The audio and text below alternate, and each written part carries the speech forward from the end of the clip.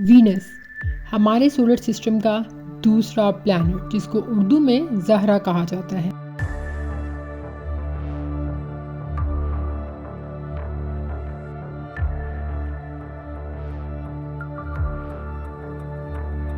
और इसको ज़मीन का सिस्टर प्लैनेट भी कहते हैं। आज हम जिस वीनस को जानते हैं वो ज़िंदगी के लिए बिल्कुल भी मुनासिब नहीं।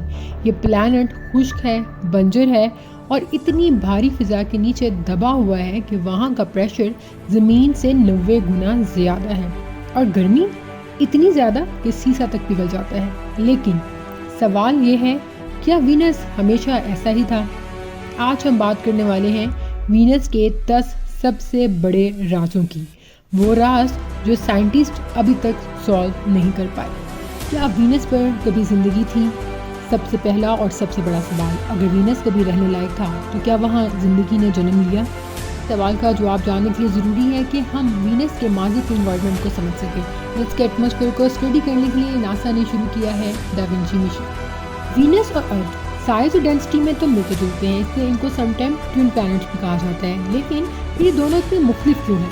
वीनस की सतह पर हवा का दबाव ज़मीन से 90 गुना ज़्यादा है और वीनस अपने ऑर्बिट में उल्टा घूमता है, यानी कि सोलर सिस्टम के ज़्यादातर प्लैनेट्स के रिवर्स चलता है। अब वीनस का दर्जा हरारत 900 डिग्री फ़ारेनहाइट से भी ज़्यादा है, इतना गर्म कि सीसा तक पिघल जाता। वक्त के साथ वीनस का सफ़र हमें ये भी समझाने में मदद कर सकता है कि रहने लायक माहौल कैसे बदलता है, यानी हैबिटेबल प्लैनेट्स किस तरह से चेंज हो जाते हैं और हम कहाँ और कैसे ज़िंदगी के लिए मुनासिब प्लैनेट्स ढूंढ सकते हैं। वीनस कैसे बना? अभी तक ये वाज़ह नहीं कि क्या वीनस पर भी ज़मीन की तरह यानी अर्थ की तरह पानी से भरे हुए एस्ट्रॉयड और कॉमेट्स गिरे थे या नहीं। वीनस तक पानी कैसे पहुंचा, ये समझना बहुत ज़रूरी है ताकि हम अंदाज़ा लगा सकें कि क्या वहाँ कभी समंदर मौजूद थे। वीनस की फ़िज़ा किस चीज़ से बनी है? वीनस की फ़िज़ा का सबसे बड़ा राज उसके गहरे एटमॉस्फेयर में है, जहाँ कार्बन डाइऑक्साइड इतनी ज़्यादा गर्म और दबाव में होती है कि वो गैस की बजाय गर्म लिक्विड बन जाती है। दा विंची प्रोब जब वीनस की फ़िज़ा में नीचे उतरेगा तो हर 200 मीटर पर उसकी केमिस्ट्री, प्रेशर, टेम्परेचर और हवा की हरकत को नापेगा उसकी सरफेस तक। वीनस पर मौजूद पत्थर कैसे बने? दा विंची का हाई रेजोल्यूशन कैमरा बादलों के नीचे से तस्वीरें लेकर ये जांच करेगा कि पानी का क्या किरदार हो सकता है वीनस के कदीम कॉन्टिनेंटल क्रस्ट के बनने में। ये मिशन वीनस के एक खास इलाके जिसका नाम अल्फा रेजियो है उसको स्टडी करेगा, जो टेसेरा भी कहलाता है, ताकि इसकी बनावट को बेहतर समझा जा सके। वीनस पर कितना पानी था? पानी जिंदगी के लिए बुनियादी चीज़ है और वीनस माजी में कभी हैबिटेबल था या नहीं, इसका अंदाज़ा हम तब तक नहीं लगा सकते जब तक ये ना जान लें कि वीनस पर कितना पानी था और ये कब और कैसे ज़ाया हो गया। दा विंची प्रोब के जरिए फिज़ा की मेजरमेंट लेकर साइंटिस्ट वीनस के पानी की कहानी का सुराग ढूंढ सकते हैं। वीनस की सतह पर आज क्या हो रहा है?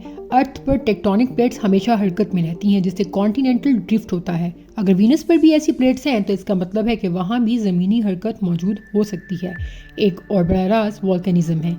क्या वीनस पर आज भी आतिशफ़शानी हो रही है? आने वाले 2 मिशन दा विंची और वेरिटस वीनस पर मौजूद वोल्केनिक एक्टिविटी को समझने की कोशिश करेंगे। माजी में भेजे जाने वाले वीनस मिशन ने अब तक सिर्फ जो तस्वीरें बनाई हैं वो वीनस की सतह की हैं, जो ज़्यादातर मैदानों की हैं। लेकिन दा विंची पहली दफ़ा पहाड़ी टेसराई की हाई रेजोल्यूशन हवाई तस्वीरें लेगा, जब ये प्रोब अल्फा रेजियो के पहाड़ी सिलसिले के ऊपर से गुजरेगा, जिससे हम जान पाएंगे कि वीनस के पहाड़ कैसे हैं। सोलर सिस्टम के बाहर भी वीनस जैसे प्लैनेट्स मौजूद हैं, तो जो कुछ हम वीनस पर सीखेंगे उसे हम जेम्स वेब टेलीस्कोप के जरिए देखेंगे वीनस जैसे एक्सो प्लैनेट्स के साथ जोड़ सकते हैं। अगर वीनस पर कभी ज़िंदगी हो सकती थी या वो रहने के लायक था, तो मुमकिन है कि ये दूर दराज प्लैनेट्स में ज़िंदगी के काबिल हों।